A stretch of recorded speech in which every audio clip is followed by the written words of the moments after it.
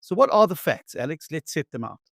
Firstly, all ministers, not only in South Africa, all members of executive government are provided with official vehicles to conduct their official duties. These are not for personal use, they are for the execution of executive functions. In the South African context, ministers are provided with a vehicle in Cape Town to attend to their parliamentary responsibilities, and one in Pretoria in order to attend to their executive responsibilities as it relates to that province.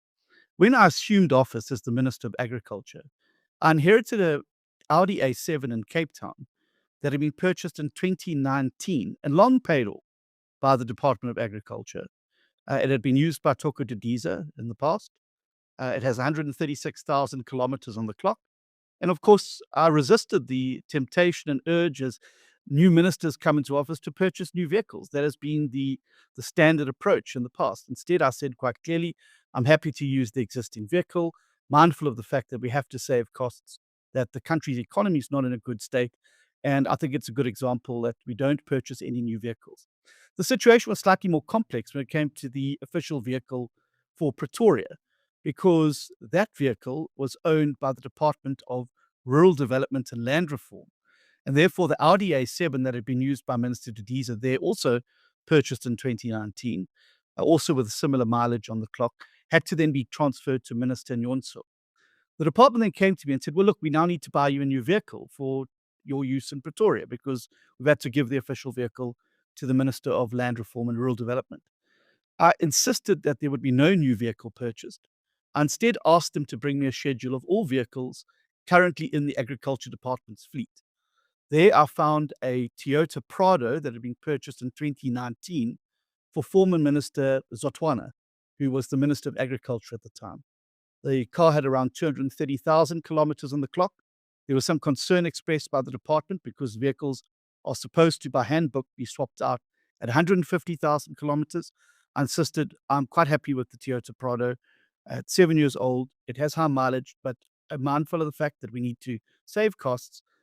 I would utilize that vehicle. So there'll be no new vehicles purchased by Minister John Steenhuisen.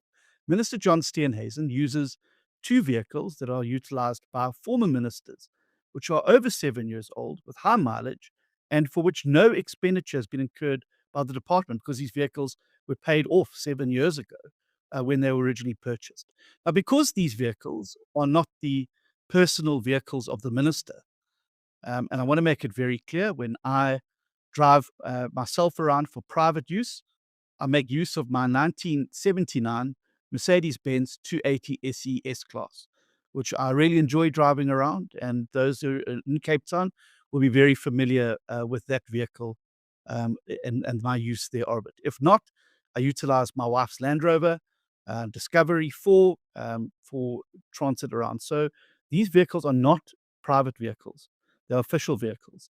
And because these were inherited vehicles from two ministers, of course, the security features that were existing on the vehicles were there in place. Now, I'm not sure if Action South Africa, A, wants me to attend to my official duties on a bicycle, but sadly, the distances and the terrain and the requirements would preclude that. Or they want me to now go to the expense of now removing these systems off these cars. If that'll make them happy, then I'd be quite happy to do so. But it's going to incur expenditure. Instead, like all DA ministers, we've instructed those who are responsible for driving these vehicles that blue lights or these security features are only able to be utilized in the case of a life or death situation where there is no alternative. Now, the hypocrisy that needs to be exposed here by Action South Africa is the fact that they currently have a mayor in Tshwane who utilizes two luxury BMW vehicles, both fitted with security features, for the execution of her official duties. Their speaker in the city of Johannesburg also has two luxury German sedans fitted with blue lights and security features, which she utilizes for the execution of her official duties. So what you have here is Action SA trying to manufacture a storm in a teacup. And instead of actually complimenting a minister on not buying new vehicles, on utilizing old vehicles, they're now trying to manufacture, aided and abetted by the Daily Maverick, some sort of scandal. There's no scandal here. No expenditure has been expended by the Department of Agriculture on any vehicle for me. These are vehicles that were in the existing fleet and which, by utilizing, has actually saved money. Additionally, when ministers are not in Gauteng province or in the Western Cape, they are entitled to hire vehicles to attend to their official duties.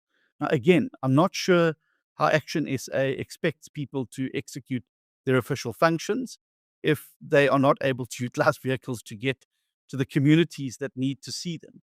And in my case, in the Agriculture Ministry, many of these are far flung and in very difficult areas to reach. Nonetheless, like all DA ministers, we've made a commitment that when we hire vehicles, we will always try and use the most cost effective option. And that is why when I was in Limpopo for the presidential Imbizo, I insisted that we hired a Corolla Cross for utilization on that day because we were not going into any tricky terrain or anything. We were going to the local city hall, and that was the most cost-effective option on that day.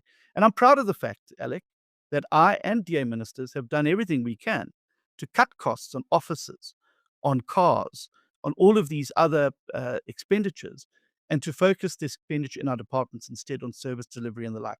And so I really don't understand why Action SA is getting away with A, their hypocrisy, and B, their ability to be able to now try and manipulate this as some sort of scandal, when what it should be is an Mhm. example to the rest of the country.